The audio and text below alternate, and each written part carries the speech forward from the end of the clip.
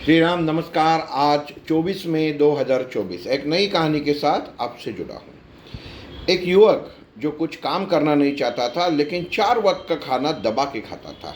घर वाले परेशान हो गए, बच्चे को बाहर निकाल दिया क्योंकि कुछ काम धंधा तो नहीं करता और बैठे बैठे खाना खा रहा है।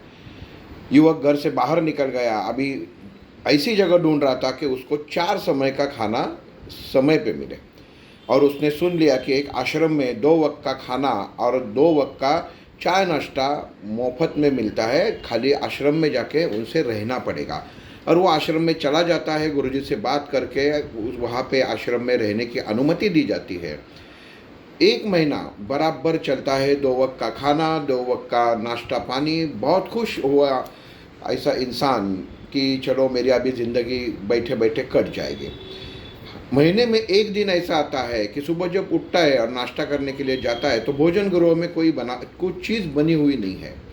आज वो भोजन का जो आदमी है वो बताता है कि आज कुछ पकेगा नहीं। वो सीधा गुरुजी के पास आता है और कहता है कि गुरुजी आज क्या है, कि आज क्यों खाना नहीं बनाएंगे। गुरुजी कहते हैं आज एकादशी का व्रत है और आज खाना कोई भी खाना नहीं खाएगा, आज उपवास है। तो ये आदमी, ये जो युवक है वो गुरुजी को बोलता है गुरुजी खाए बिना तो मैं नहीं रह सकता। गुरुजी बोलते हैं ठीक है बेटा, तुम एक काम करो, धान्य भंडार में जाओ, तुम्हारे लिए जो धान्य है वो ले लो और आश्रम के बाहर जो आगे सामने नदी है वहाँ पे जाके तुम खुद के लिए खाना पका के खा सकते हो। लड़का खुश हो जाता है, धान्य गृह में जाता है, जो उसको चाहिए उतना खाना लेके नदी के किनारे जाता है और चूल बना के वहाँ पे खाना बनाता है। एक थाली बनाता है क्योंकि उसको खुद को ही खाना था। जैसे ही खाना बनाता है भगवान को याद करता है कि भगवान ये मैं तुम्हें भोग लगा रहा हूँ, तुम प्रकट होकर ये खाना ग्रहण करो। और क्या चमत्कार हो जाता है, सचमुच प्रभु रामचंद्र प्रकट हो जाते हैं।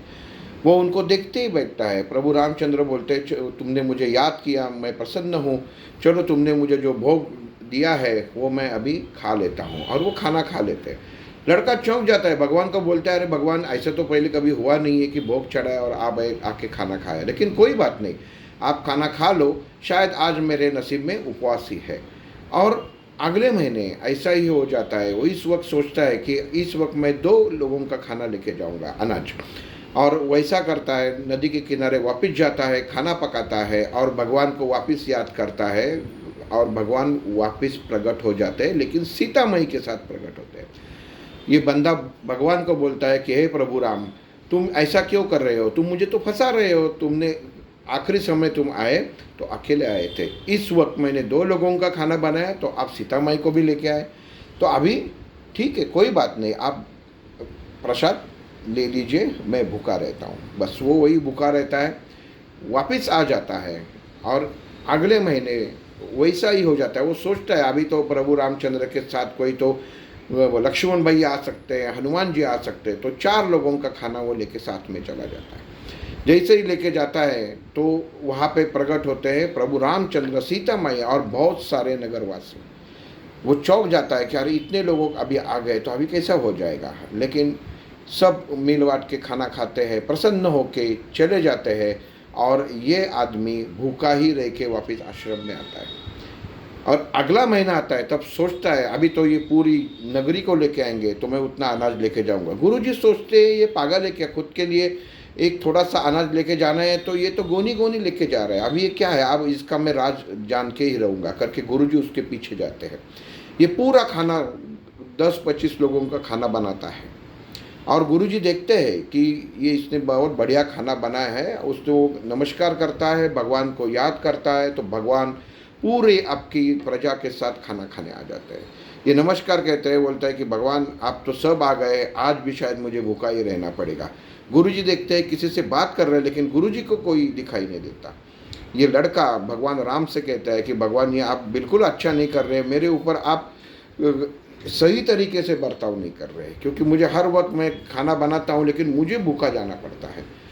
लेकिन कोई बात नहीं, इतना वो कहता था भगवान को, लेकिन उसके मन में कोई खोट नहीं थी। भगवान भी बोलते हैं कि ठीक है। ये गुरु दूर से देखता है और कहता है जाके वास कि तू किसके साथ बात कर रहा है। वो बोला ये देखो सामने प्रभु रामचंद्र खड़े हुए हैं उनके पूरे परिवार के साथ। गुरुजी बोलते हैं मुझे तो दिखाई नहीं दे रहे। ये लड़के को ताज्जुब हो जाता है। प्रभु राम को पूछते हैं कि ऐसा क्या है भगवान कि आप मुझे ही दिखाई दे रहे हैं, हमारे गुरुजी इतने बड़े हैं उनको नहीं दिखा रहे। तो प्रभु रामचंद्र उसे कहते हैं कि उनका बर्ताव सही नहीं है, उसके विचार सही नहीं है। तो वो गुरुजी को कहता है कि गुरुजी, प्रभु कहते हैं कि आपका बर्ताव सही नहीं, आपके विचार सही नहीं है। गुरु के आंखों में आंसू आ जाते हैं और वो कहते हैं कि बेटा बिल्कुल सही कह रहे हो। मुझे ज़िंदगी में कुछ ऐसी चीज़ें घटना हुई है कि जिससे मेरा मन भटक जाता है कभी कभी, तो ये सरल नहीं है। और भगवान से मैं जब प्रभोग लगाता हूँ तो मेरा दूजा भाव बन जाता है। तो ये बात सुन के ये युवक भी दुखी हो जाता है और भगवान को प्रार्थना करता है कि आप मेरे गुरु को भी दर्शन दें। और प्रभु रामचंद्र गुरु को दर्शन देते हैं। दोस्तों, कहानी यहाँ तक है, लेकिन कहानी का सारांश ये है कि ज़िंदगी में आप भगवान के साथ भी अगर कोई बातें करते हो, भगवान के साथ कुछ व्यवहार करते हो, तो सरल रखिए। जैसे ये लड़के ने कहा, उसने भगवान को सीधा कहा। पहले क्या कहा, उसने गुरुजी को कहा कि मैं भूखा नहीं रहूँगा। ये उसने कुछ छुपा के चुरा के खाना नहीं खाया। बाद में वहाँ जाके भगवान को प्रामाणिक तत्व से भोग लगाया। भगवान आ गए, उन्होंने उसको खाना प्यार से दिया उसमें से, और उसको बताया भगवान को कि मैं भूखा रहूँगा।